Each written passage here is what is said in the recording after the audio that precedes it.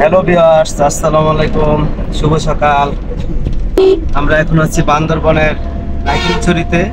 এখান থেকে আমরা এখন বেক করছি সকালবেলা থানচির দিকে। আমার সাথে আছে সহকারী প্রকৌশলী Abul Bashar. Good morning everybody. তো আমাদের যাত্রা যেন শুভ হয়, সকলে আমাদের জন্য দোয়া করবেন। আমরা এখন থানচির দিকে যাচ্ছি। প্রকৃতিটা খুবই সুন্দর, আপনারা সাথে থাকুন, ইনশাল্লাহ অনেক কিছু দেখতে পারবেন।